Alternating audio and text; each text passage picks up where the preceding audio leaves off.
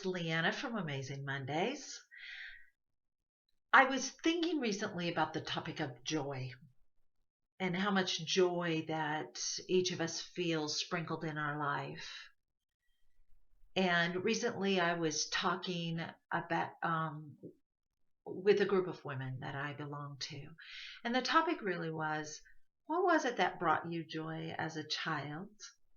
How long has it been since you've done that activity, and does it still bring you joy? And so I was thinking about that. There were a lot of things that brought me joy as a child. Swimming brought me joy. We had a pool, and so my friends, my sisters, and I, during the summer, we would spend all day by the pool, swimming, laughing, talking. And it was such a time of great memories. Horseback riding brought me joy. Water skiing and boating brought me joy. Just doing nothing brought me joy, especially if it was doing nothing, being outside, just lazing around in a lounge chair, maybe reading a book. I was always an avid reader and loved to just spend hours reading books. And as I listened to the other women talking about what brought them joy, running around the neighborhood, visiting their friends and doing a lot of nothing, eating ice cream, just picnics and barbecues. All of those things brought them joy. So what was it that brought you joy? And do you still do those activities?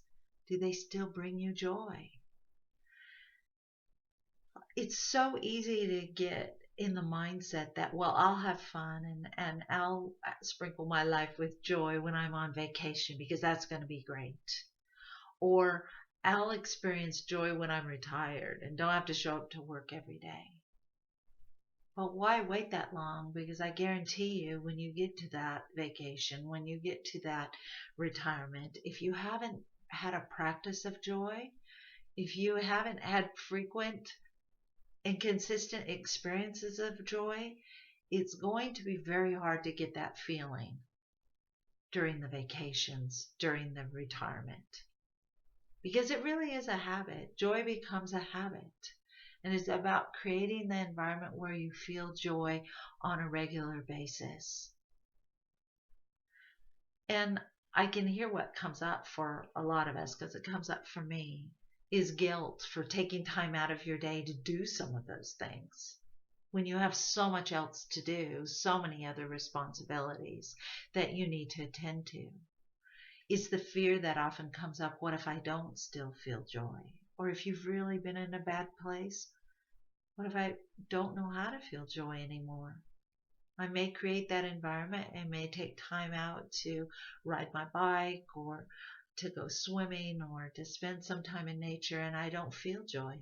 I just feel sadness. And that's okay. You don't want to you can't force the feelings of joy. By creating that environment and going back to what brought you joy as a child, you're more likely to start reawakening those feelings of joy. And don't be critical of yourself, but instead be patient. It's okay. Go out and do that activity anyway. Spend some time out in nature or with friends anyway. And allow yourself to just be present to that moment. And I promise you, joy will eventually come up again. Sometimes it takes practice when you haven't done it for a long time.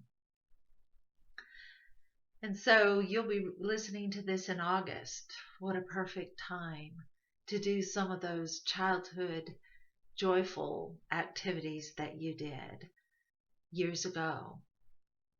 Because so many of those memories are in the summertime when we were off of school and just had a lot of spare time. And if you don't have a lot of good childhood memories, I do have a friend that doesn't have a lot of good childhood memories, then it's time to talk to your friends and see what brought them joy as a child. And just try those out. It's time to have your childhood that maybe you missed. So go on out this week and sprinkle your life liberally with joy and joyful activities. And have an amazing Monday and every day.